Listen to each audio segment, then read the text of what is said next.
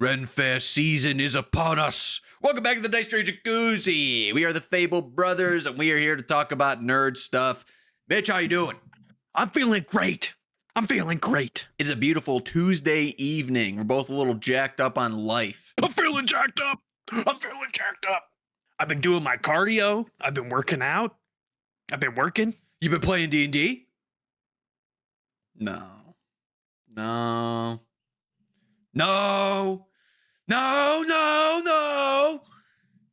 I have not been playing D&D. I'm a fake game master. It's all right. I have not been playing D&D either, but I have been preparing. I've been preparing for whatever comes next. I have nothing set in stone at the moment. I don't even know when my next campaign is going to start, but I'm preparing nonetheless. I'm painting. I'm prepping. I did a metric fart ton of world building last weekend. I completely gave one of my regions a facelift. I added a bunch of stuff. My map is just constantly evolving. I think anyone who has their own homebrew world can attest to it never ever being complete. I think it's a normal thing.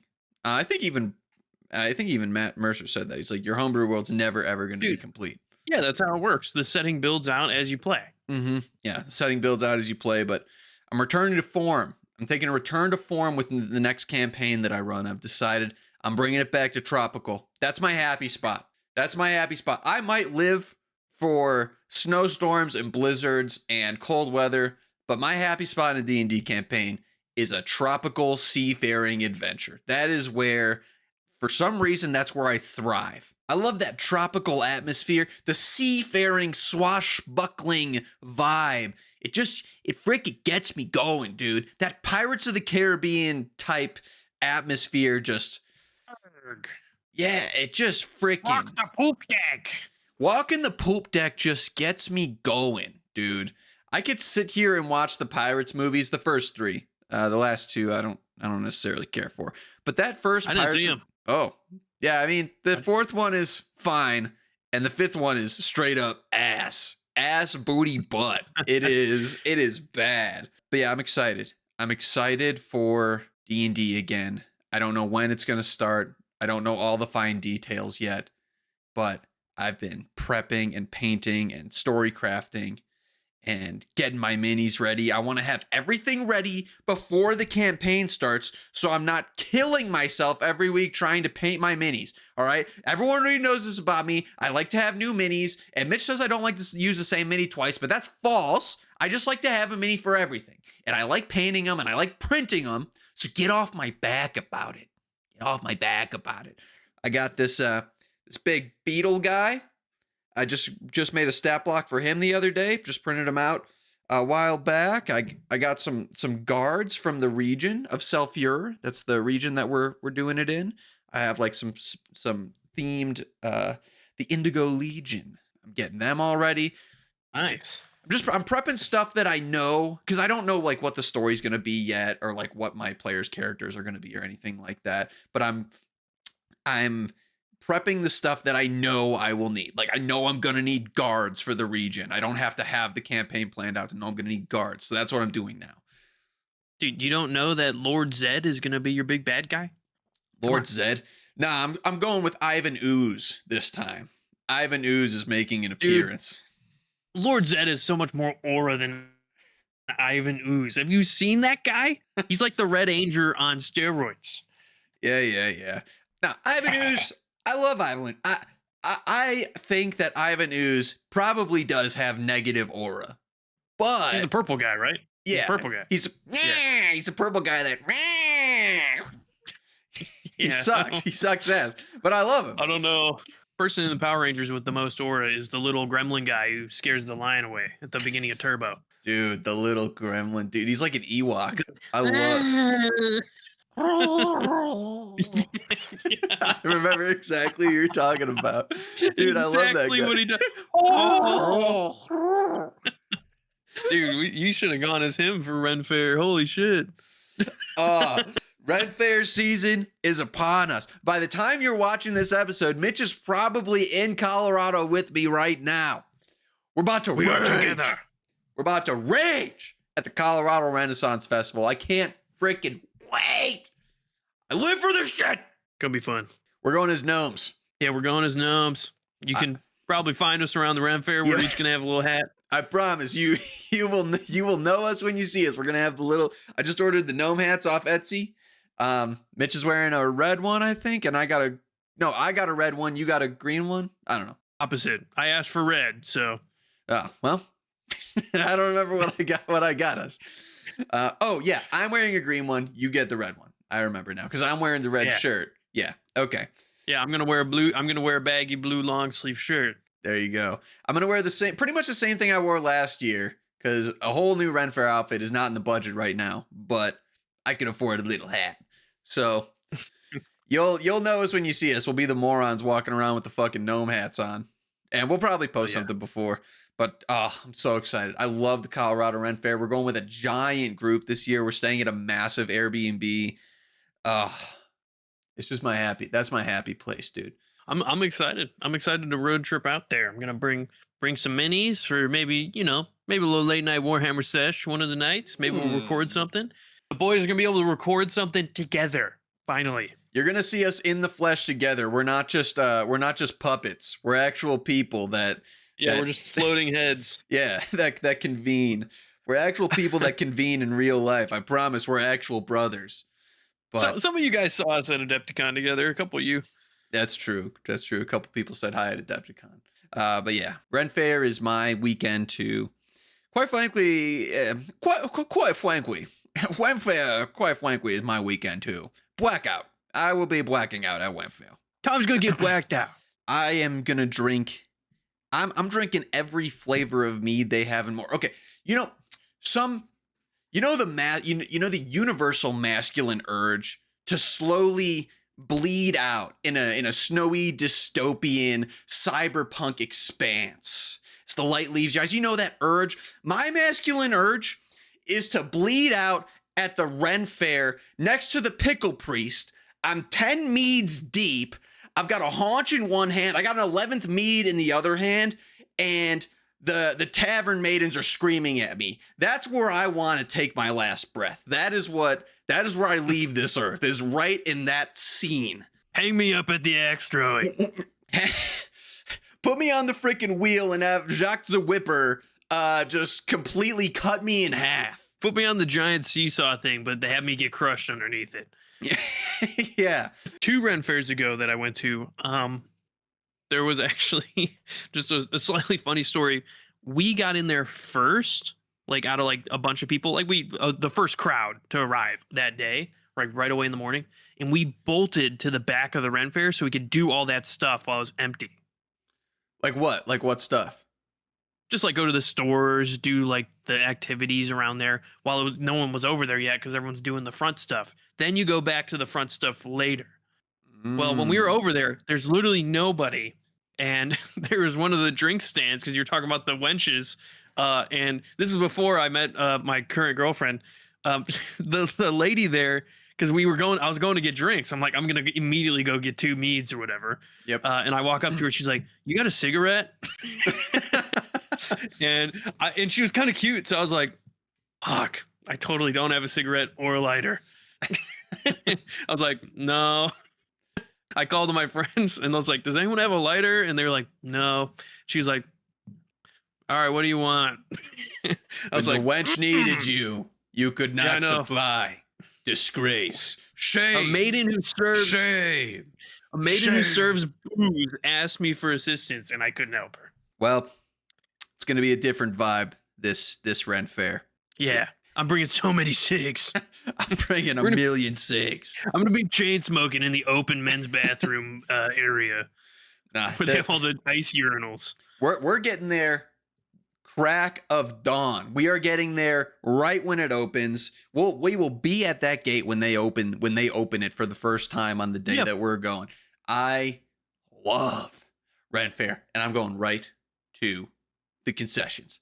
I'm getting 2 meads. I got a drinking horn. So essentially what my goal is for Ren Faire is I will save up some cash to just like spend on the fun stuff. Like I usually buy some dice. I bought a cool wall thing last time I was there, like some wall decor, but I always try to make it a point to like add something to my Ren Faire outfit. Last year, I bought a belt. and I bought a drinking horn that can fit 2 meads. So I'm walking in with that thing strapped. Keep that MF thang on me. And I'm going right to the concessions. 2 meads. Bam, bam. I want to be tossed. I want to be freaking just absolutely kerplunked. Trying to get kerplunked at Ren Faire this year. You're trying to get kerplunked. We're going to be pulling all the sticks out of there. Yeah. Nobody. I'm trying to Nobody's die. going to get that reference. I'm trying to die next to the pickle priest. I'm face first next to the pickle priest. People stepping over me to get their pickles. That's where you can find me. If you want to find me at Ren Faire this year, that's where you can find me. Look for the pickle priest stand. Look for the guy laying face first in the dirt. You'll find me in the ice box of the chocolate dip banana vendor. I'll be face down in the ice box. You'll find me in the funnel cake fryer. Dude, you're gonna find me getting eaten by the falcons from the falconer guy. Food for the crows. Dude, last time we were at the Ren Faire, it couldn't have been past noon. And the Ren Faire opens, I'm pretty sure, like 10 a.m. It's not like an early morning thing. It couldn't have been past noon. I'm walking, probably just going somewhere. I'm off on my own little adventure. No one's really with me at the moment. Maybe I was going to the bathroom or getting a drink or whatever. But I see this dude just sitting on a bench. And he's looking bad. He's kind of swaying. And I was like, oh, wonder what's going on with that guy. He just starts projectile vomiting casually in the most, I don't know how to explain this, but in the most casual way possible. This dude just starts projectile vomiting all over himself. And then he's just sitting there, just taking it in. I see some people like walk up, pat him on the back. You okay? And he's like, uh-huh. And I was like, oh, I can't. How much mead has this guy drank already? Dude, that's next level. It is. Bro's fucking mead maxing. He's boosting somehow. 10 meads, please. I don't know. Maybe he greened out before he even got in there. True. You never know. But yeah, Ren Faire is one of the most magical weekends of the year. I cannot wait. It's going to be awesome. We'll probably post something about it. So if you want to come say hi, come steal Mitch's hat. Steal Mitch's hat if you see him. You could try. Mitch is there's 2 things about Mitch that you will realize when you see him in the flesh for the first time. 1, he's way shorter than you think. 2, he's way bigger than you think. No, I'm it is what it is. Some people say I give the aura of a gnome. I'd say you give the aura of a dwarf. Unless you're in little stinker mode. If you're being a little stinker, then yeah, you definitely got the gnome aura. Oh, dude. In like 1 week, Berglund Gnomes officially launches. Yeah, I saw that. They pushed the release date up because it was supposed to come out in July. I don't know what the original date was. All I know, I'm in his Discord server, and he said, like a week ago, he said 2 weeks until launch. And I was like, oh, baby. We about to be Berglund. Dude, we need to get cigarettes for the Ren Faire just for that reason. They're smoking cigs in that game. It's true. We about to be Berglund. My first ever cigarette. Yeah. As a gnome at the Ren Faire. Yeah, I think we had a bit about that last time. Mitch and I have never ever smoked a cigarette before. So I think if I smoked a cigarette, I think my girlfriend would slap me. So I think I would probably throw up, honestly, if I smoked a cigarette. Dude, honestly, I just imagine it. Probably tastes really freaking good. Well, I'm sure. Dude, I love a cigar. It can't taste worse than that. Cigar tastes good. I know. Yeah, I love That's what I'm me a saying. cigar. It can't taste worse than that. Smoked a couple cigars in Mexico. Oh yeah, I went to Mexico. That's why we haven't had an episode in a couple weeks. I went to Mexico for a week. That was freaking awesome. I went on an adventure. I did. I went on my own little freaking tropical adventure. That's honestly probably why I want to bring back the tropical campaign. If I really wanted to analyze my psyche.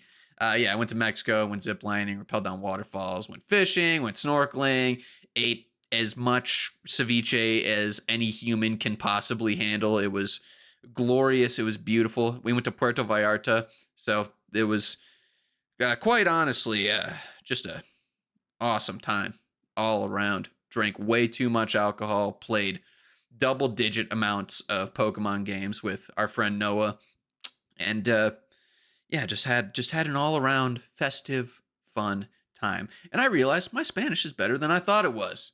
I was really trying to speak Spanish as much as I could, and it does help that my fiance is a fluent Spanish speaker, so she was able to basically, she was like a cheat code. I was like, hey, how do I say this? She's like, blah, blah, blah, blah, blah. And I was like, cool. One thing I did find super intriguing and actually helpful is I have a million Critical Role shirts. I have like actually like literally between me and my fiance, I have probably like 8 Critical Role shirts. And I brought a lot of them to Mexico because they're really comfy. They're really lightweight. They got that like polyester blend. So they're like just the comfiest shirts ever. I'm actually wearing one right now. Mighty Nine. But I was wearing them all around Mexico at the airport. The Critical Role shirt is a hack for finding other like-minded D&D players. Totally. We were waiting for our plane to go to Mexico, and I look across like 50 feet away from me. There's another dude wearing a Critical Role shirt. And right as I looked up, he looked up, and we were like, we just pointed at each other. And then eventually I walked past him to board the plane, and I was like, brothers. And he's like, yeah. and then I kept walking. But he's like, what the hell? Yeah, it's like, who the fuck This is this loser. This freak? But then brothers, yeah. Okay. I was like, oh, Nice, I hope me and my fiance sit next to this guy so I could talk about D&D with him. We did not. We did sit close though. But after we got off the plane, I talked to him a little bit.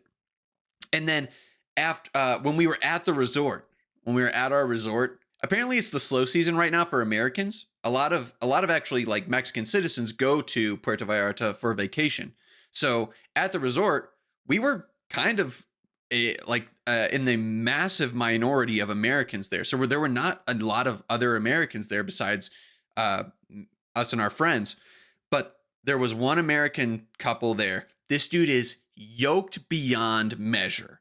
Just a bowling ball of a human, giant orange beard, the bald head, pretty much what you would think the stereotypical barbarian looks like. We had met them, exchanged names, yada, yada, had a few conversations, but then we were all playing ping pong and I had my Critical Role shirt on and he walks up to me and he goes, hey brother, you watch Critical Role? And I was like, what? He goes, I love Critical Role. I've been watching every single episode. Schemer's Table. I love that shit. And I was like, what? We just your brain breaks when random power lifter. Yeah, I was like, can we sit down and talk about this?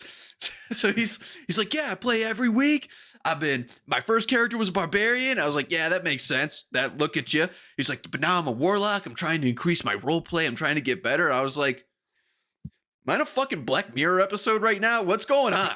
You're getting honeypotted. Yeah. I was like, why don't you come back to our hotel room? We should play later. Yeah. Are you going to steal my kidney? What's happening here? But it was cool. The Critical Role shirts are a hack. They're a hack for finding like-minded individuals that share the passion for D&D. So if you're going anywhere in public, wear a Critical Role shirt. That's what I've learned. Tom, this is why we need merch. We need some sort of shirt so people know. Yeah, we do need some Fable Brothers merch. We'll get on that soon enough. Anything else new? What's going on? 11th edition Warhammer's coming. All that stuff been announced. It's coming quickly on the horizon. I think the pre-order is Saturday. Yeah. Which is cool. Gonna try and go halvesies with one of our friends on that. I just hope we get a box. It'll probably sell out. I mean, it's gonna sell out. Honestly, I think it'll sell out for sure on the second party or third party websites. Yeah. But the third party websites have discounts too, so you kind of want to get it from there. If it sells out, I think Games Workshop will have a good stock because I think a lot of people are going to want to buy this box, even though like the general audience isn't like super thrilled about the box. I feel like specifically Space Marine players, not a ton of people are into it. I still like it. I want the Vanguard veterans. I want the chaplain. I want the captain. They're all cool sculpts. I think it's still going to sell super well, and I think they probably made enough. Because I was looking up stuff about the Leviathan box set from last edition, and they said that didn't sell out for like a week. Like there was a lot of stuff, and that was like the best selling one that they've had. So I don't know. We'll see. The hobby is much more popular now, so Yeah. maybe it will sell out. But We're definitely peaking. Well, hopefully we're not peaking, but we're definitely on the rise. Warhammer is definitely on the rise. Hopefully it hasn't peaked yet. It'll probably peak when Henry Cavill puts his show out. Dude, oh my gosh. As soon as that show drops, that will be the peak. That will. Yeah. Same with, we're still waiting for Astartes. What's it called? Astartes 2. We're still waiting for Astartes 2. That hasn't dropped yet. They've been cooking that for years. I mean, that secret level was just a taste. That was also the Astartes 2 guy helped direct that. I mean, that's going to be so awesome. I can't wait for more media around Warhammer. There's so much. The cool thing about Warhammer is the lore. It's about all the characters. It's about the story. And even with the cinematic trailer they just dropped for the new edition, it seems like, you know, they're starting to maybe slightly progress the story now. And they're actually going to push things forward. It's not just this stagnant universe. Yeah, with the same thing that's happening for the last years. Yeah, 10th edition, the only things that happened was like, I don't even remember if this was 10th edition, but Gilliman fought that one evil Primarch, the snake guy. Fulgrim? Yeah, Gilliman fought Fulgrim. I think that was this edition. Don't hate me if I'm wrong. And then the lion said, "Brother, we need to talk." Those are like the two most like biggest things that happened in the story in the past 3 years. Gilliman at and least the from lion. what I remember. I'm probably wrong, but like you see the emperor on the throne with one of his eyes open. He looks pissed off. He's like, ah, like all decayed and gross. And one of his eyes is there, and he used to be just a skeleton apparently. So it seems like he might be regenerating. We don't know. Came out of the Odin sleep. Yeah, basically. He's like finally got enough rage. He's like, why am I hooked up to this chair? Why didn't you let me die? What did you do to me? I gotta get out of here. That'd be cool if they actually started progressing the lore. But it'll be out by the time this episode airs. But new Vox Machina tomorrow. Oh, a new season? New season airs tomorrow, baby. I'm fucking. I didn't realize. Pumped. Oh, and we were on our hiatus, our Dice Tray Jacuzzi hiatus when the Mighty 9 series came out. Oh, dude, give me that. Fucking. It was good. I'll eat that good. shit all day, bro. Oh, so good. So good. And it was really good. I have a lot of non-critical role friends starting to get into it and like watch it and stuff. Makes me feel good. And apparently giant jack dudes on vacation. Yeah, giant jacked firefighters in Puerto Vallarta. I'm so excited. I'm excited for this new season of Vox Machina, but obviously my heart lies with the Mighty 9. I'm a super fan. I'm a super fan. Freaking love the Mighty 9. I will say I think I do enjoy the Vox Machina animated show a little more. They're just different. I still really like the Mighty 9, but I think the Vox Machina, it's just like a little easier to digest and watch. It's more exciting. Well, yeah, I mean, Vox Machina is like the stereotypical heroes. They're just the heroes of the realm. They have all the tropes. You got the horny bard, you got the big barbarian, you got the sexy ranger, and the edgy rogue. It's like you have all. That was Critical Role's first campaign. You know, they started that campaign before they were even Critical Role, and it was almost everyone's first time playing D&D. So they did the tropes. They did the classic. It's my first character. I'm gonna play it. I'm gonna be Aragorn type shit. And then they became like super powered freaking god killing machines. So that is definitely more Heroes of the Realm. And the Mighty 9 is a very, very, it's very brooding. It's a lot darker. It's a lot more of a slow burn than Vox Machina is. But I'm definitely biased in my opinion. I do like the Mighty 9 better. I realize that season 1 of the Mighty 9 was a little slower, but I am confident that when the Mighty 9 picks up and they start getting into like the meat of the actual story of the campaign, I think it's going to blow Vox Machina out of the water. Oh, probably. Yeah, I mean, it just seems like they're building up a lot more too. I Yeah. mean, half of that first season wasn't even in their live play. Yeah. Half of the Their first season is just pre- Matt's headcanon, Yeah. basically. So it's just like the characters' backstories before they got to where they meet up. Yeah. Like all the Jorha stuff, that didn't happen in the actual campaign. It was just what Matt was imagining behind the scenes as the players were doing their thing. So I think it's cool. I think they did change a lot in the Mighty Nine, but I don't think anything was changed for the worse. There were some things there were some things that I wish they included that they took out, but I understand why they took it out. But like there was a whole arc in the Mighty Nine series, like episode like 5 to 10, where they like went into like they saved a town from gnolls, and then they went into these gnoll caves. They met a cool guy named Shikasta, who was played by a voice actor. I can't remember his name right now. That was a really He cool. also DMs for the D&D stuff a lot too, I think. Oh, man, he might, but yeah, that was a really cool arc in the campaign, and I wish they included that in the show because it was really fun, like watching them explore the caves and like thwart the ritual, and it was a very classic D&D adventure. Yeah, they cut out a lot of the, I guess, like the subplot in the city too. The first initial city, Yeah, with like the mayor and stuff. They cut all that out. Yeah, the whole I was surprised about, to be honest. the whole like political plight to like slander the mayor guy. Yeah, I get that. It was, they included all the important bits. It's a lot to get through, so I'm excited to see where it goes. I have a lot of favorite characters. I am very patiently awaiting my favorite character in Critical Role that is not currently in the campaign yet because got to make room for him. That's all I'm going to say. So I'm very excited for the next season. But yeah, super excited for Vox Machina season 4. They just destroyed the Chroma Conclave. So I'm curious to see what comes next, because you didn't watch the full Vox Machina campaign, did you? No, but I know it's Vecna is like next on the docket, but they're not going to use that IP, so it's like the whispered one is what they've already been calling him. The stand-in. But I don't think this is going to be a Vecna season, because there was a large portion in Vox Machina where they kind of just went and tied up loose ends.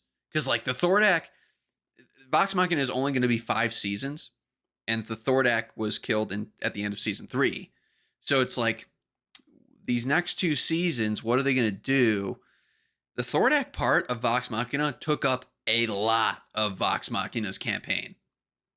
And after that was done, there was kind of like this lull in the campaign where they were just like, well, what else do we have to do? We have to go tie up this loose end, and Keyleth has to do this, and Vax has to do this. And I think that there was a whole Tyrion Darrington arc where Sam Riegel switched characters.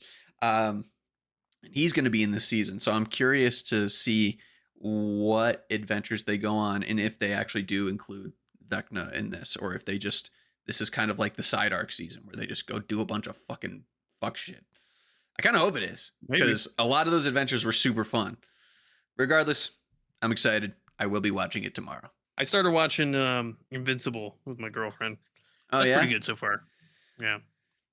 I haven't really gotten into anime. Like, Vox Machina is the closest thing to anime that I've gotten into, and it's not. I mean, Invincible is not really anime. I mean, it's animated. Yeah. It's American. I guess it is American anime, I guess. But it's not Japanese at all. Yeah. It's like a comic from America. I don't know. I don't know why, but I have trouble getting into animation, except for Critical Role stuff, which I'm clearly biased towards. Yeah. But like, I don't know. I have a hard time getting into those like animated cartoon shows, even if it is like for adults. I don't know. Dude, I enjoy animated stuff so much better, just in general. I just like, there's so much more you can do. You can be so much more creative. Things can be so much more like exciting, I think. I'm not saying live action is like not great, but like all the Avengers movies are live action. I love those. But like also a lot of that is animated. Like the Iron Man suit 90% of the time when he's fighting, like all that's like animation. Besides maybe like Game of Thrones. I thought Game of Thrones was great for most of it. But I love animation. You can just do so much more with it. It's so the art style is always great. Um, One of the highlight movies of last year for me was I never even watched the show. I started watching the show after. Was the Demon Slayer movie. That was awesome. And I watched it in Japanese with the subtitles. Had no idea what was going on. Figured it out pretty quick. But like some of the best animation I've ever seen in a movie. Like it was insane. The fights were cool, the characters were cool, and I started watching the show right after. I was like, that was awesome because my girlfriend, she loves Demon Slayer, so she's like, we got to go see this movie. I was like, yeah, let's go see it. I don't care that I haven't seen the show. It looks cool. It was like an experience almost, like just seeing that much effort put into like a movie. Like, because you're used to watching animated movies like Pixar, Disney. They look good, but it's like, yeah, it's like it is what it is. The anime movies are crazy. Like the animation, the art style, how it like changes while they're fighting, and there's tons of frames that are it's insane. Like it's literally like you're sitting through like an event or something. Like a literal show. One thing I actually did recently watch, I this got me through panic painting my salamanders for Adepticon. I have the entire Teen Titans series, the old cartoon Teen Titans series from like the early 2000s. Just started OG? Yeah. OG American anime. Yeah, OG. I just popped that in. I watched like 2 seasons in a weekend, just one after the other. Pain salamanders. It was awesome. I actually need to finish it because it's one thing that I want to do now that I'm an adult and I have my free agency to do what I want. Is I want to take those older series like Teen Titans and just watch them all the way through, whether it's online or buying the DVDs. I'm trying to expand my physical media collection. And one series I really want to do this with that I've never done it with before is the Avatar series. I really want to just take that from episode 1 all the way to the end in chronological order, because I'd always watch it when it came on. On Cartoon Network or Nickelodeon, I think it was Nickelodeon, and I'd always watch it sporadically. But like, there's such a intense and in-depth story throughout the seasons that I was never able to grasp because I would only watch it randomly. So I want to experience that story. The show like that for me that I went back and rewatched most of it. I haven't finished yet. Adventure Time. Adventure Time has actually like a large overarching story. The first like season and a half or 2 seasons are a lot more mixed because it was just like they just started making the show. Yeah. And there's like it was like subtle story in the background, but like random adventure every week. That show, like it has a big overarching story throughout the rest of it, and it all is one after the other sequential. And again, like you're saying, it's like when you're a kid watching stuff, it's just whatever's on. So it's just like random, it doesn't seem like a story. Yeah. It's really good. It's actually really good. Like I love the character. Finn and Jake are awesome. Yeah, dude. You see them on screen, all the side characters, Cinnamon Bun or whatever. Like they're all great. Yeah, BMO is great. There's a BMO Noir episode where she's like it's like a detective. I'll add that to the list too. Yeah, I want to expand. I just want to go back and like all of those shows that I liked watching as a kid. I want to 100% them as an adult. Everyone's done Chowder. Chowder's like the first one I watched as an adult. The goat. Chowder and Flapjack. Marvelous Misadventures of Flapjack. Yeah. Flapjack is basically just grimdark Chowder. That's basically what it is. Dude, no, Flapjack is Chowder on meth. Like Chowder in an alleyway. Yeah. That's what Flapjack It's back alley Chowder. It's like, dude, have you seen the last episode, the finale of Flapjack? No, probably. Probably not. It's insane. They eat too much candy, which in the Flapjack universe, candy is basically booze because they go to the bar and get candy. You know what I mean? Yeah. That's what it is. And that's something you wouldn't even really think about when you're a kid. But it's like, yeah, they're just getting hammered off candy. So they eat a bunch of this candy and they get like really sick and they get turned into fish or something because of it. Because it's some special candy. And then they get cured after doing this adventure. And then they immediately go right back to eating all of the candy. And they turn into like the human actor versions of themselves. and then they don't belong anywhere in the show, so they just leave with Bubby and they never return. Jesus Christ. Need to watch this show under the influence. Dude, there's so many vocal stims I have from Chowder. Like Chowder really is the goat. T-Monk Dow. Fucking love that shit. You will die. Die. Yeah. A lot of shows to watch. A lot of shows I need to 100% now that I'm an adult and I have my free will and the ability to just get DVDs and stuff instead of having to watch it all on cable. I got a topic here I want to talk about. I want to discuss in detail without going on any tangents whatsoever. When does D&D become too much roleplay and not enough game? What is the happy medium? In this era of actual plays and extremely intense story-driven homebrew campaigns, when does it become too much about the roleplay and not enough about the actual game that you're playing? And what is the happy medium? How do we bridge that gap? I've got a good answer. So, this is how I would say roleplay is for D&D. Some people will treat it as the main thing. Just a huge roleplay campaign is like you're in a really well decorated garden. Decorations, masterfully planted, everything's taken care of, but there's no structure, there's no foundation, there's nothing to do. The game of D&D is like a building. It's a very well-made building. It serves its purpose, it functions, there's a bed, there's a door, a garage. Yeah. Okay. The roleplay is all of the decorations in the house. It is the supporting factor that props up the game and makes it awesome. That house is boring. It's a fun game. It serves its purpose, but it's boring. Let's flesh it out with all of this roleplay, really progress everything and carry this system. But it's not the main point. It's not the game. It's not the core. It just enhances everything about it.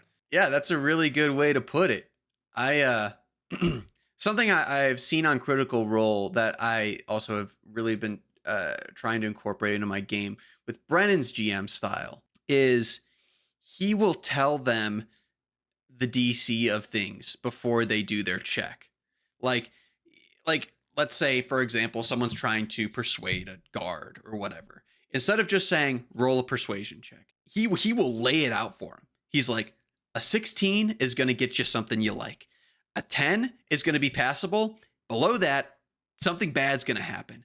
And I think that transparency of what the DCs are and what the tiers of your roles mean, I actually think instead of like taking you out of the game, which some people might think like, don't tell me the numbers, that's going to take me out of the game, and gamify this thing instead of having it be like roleplay focused. I feel like that actually enhances the roleplay and adds stakes. It does, because that actually, what you're saying, oh no, this gamifies it, makes it bad. No, it gamifies it and makes it good. Yeah. It enhances the actual way of the game, because everyone at the table is like, oh, you need that 16. You need that 16. Having that there, it makes it more fun at the table for all the people, because they want to try and hit those benchmarks. Oh, okay, I'm going to guide you. I'm going to do this. We need to get that. That's exciting. Yeah. And that's different than like finding out stuff in combat about monsters. Because you don't want to lay that out, because that's more of it's just a different thing. Yeah, that's more of a puzzle you're figuring out rather than like, oh, if you do this, this will happen. If you do this, this will happen. Let's see what you can do. Figure it out. Yeah. That's super fun at the table, and I love that DM style.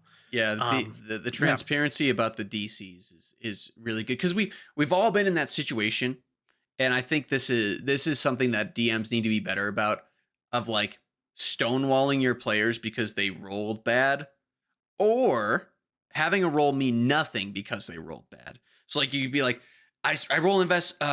Can we investigate the room? Yep, you gotta find something. I rolled a 3. Okay, well you still find this. It's like, well, why did you make them roll if you're just gonna give it to them if they rolled bad? And on the other side of things, rather than giving them the information, just stonewalling them and being like, you rolled a 3, you're not getting anything. It's like, well. Something that Brennan does very well in Critical Role is he will say, all right, if you roll a 10 or high, like a 1 to a 10, you're going to get a little information. 10 to a 20, you're going to get a lot. A 20, you're going to get everything in the room. Like he's never saying that you're not going to get anything. He's letting you know that there are different tiers of information on the table when you're rolling. I really want to be better about doing that. I think a lot of DMs need to be better about doing that, not stonewalling their players, but also essentially for better and for worse, not making rolls meaningless. If you're going to make someone roll something, make sure that there is something to be gained and lost, but also make sure that you are not handing out information when your players rolled too poorly to receive it, or stonewalling them and basically blocking off the next part of the campaign if they rolled bad. You need to have that fine line of like keeping the story moving, but still giving way to the rolls that they're making. And a good way to kind of like counteract that stonewalling position is if they do fail, and it's like in the game sense, it's like, yeah, you shouldn't give them anything because they failed the check. But as a DM, we can be smart about it. We could hit at some stuff still. Like you could say as a DM, like, yeah, he seems suspicious of you now, and he kind of like looks to his left, like, you know, maybe he's hiding something, and then he like walks away or something like that. You can give him a little breadcrumb of like, this guy knows more and he's not telling us. Yeah. Or like you see him look towards his associate over there, worrisome, and then he goes back to talking to them or something. It's like, okay, there's something going on with that guy now too. Even though they didn't find out any information, just the body language and, you know, just the general aura this guy's giving off, it still gives them some info. Yeah. Maybe like you don't understand what he's saying, like he's not telling you any information or whatever, but you can tell the player, but while you're looking at him, you know, he's got a weird badge on his chest, probably means he's some sort of soldier or whatever. You can give them more to try and progress the plot without generally just laying it all out for them. But yeah, I think that's there's a fine line there, and it's something I've been giving a lot more thought into because I've been watching Critical Role and getting more of a glimpse into Brennan's GM style. I just think he's very good about keeping the game alive in the roleplay situations, but also keeping the roleplay alive in the gaming situations. He's very good at bridging that barrier between the two pillars of play that make up D&D. So I'm trying to be better about that. I'm taking a lot of mental notes. Honestly, I think gamifying the roleplay is how you kind of bring them both closer together, like you're saying. Yeah, you have to keep the game alive in roleplay. I think that's the most important part, is even when you're in roleplay situations, keep your players rolling with abilities and things like that. It's really hard to ask your bard that just gave the most inspirational speech in person, when he's sitting at your table and he just gave an amazing speech. It's hard for you to go, okay, well, roll a persuasion check for that. It's like, dude, I just did it. I don't need to check. I just did it for real. Yeah. So like in those situations, maybe don't put the task on the line, but like roll a persuasion check to see how animated the crowd is by your speech. It's like, it doesn't change that you flubbed the speech or anything. I'm not changing what you did, but I'm changing the reaction to it. It's like, it's going to be a good outcome. Let's roll to see how good it is. And things like that, where it's like, it's really hard to combat those real life situations. It's easy to say like, I jump. Okay, roll an athletics check and let's see how the jump goes. But rather than like someone actually role playing their character really well, it's hard to put a roll on that. But bro just gets up from his chair and jumps over the table. Yeah, slams on all the minis. All right, that's a 0. But yeah, you failed. You're dead. You fell in the pit. But yeah, I think you put it very well. Gamifying the role play, keep the game alive during role play. I think that is the best way to handle it. Let's close it out with this wonderful, insightful discussion, and submit your questions for the wisdom check. We'll answer any questions you submit there. We're planning on posting a little more now that I'm back from Mexico. Ren Faire's coming up. You're going to be seeing a lot more of us going in to the summer, baby. Woo! So get ready. The Fable Brothers are coming for ya. Remember, the 2 gnomes at the Ren Faire. Look for the 2 gnomes at the Ren Faire. Challenge us to a fist fight. Challenge us to a fist fight, but just be careful. We're only 10 inches tall. We're only 10 All inches right, tall. we're out. Let's go. Whoa!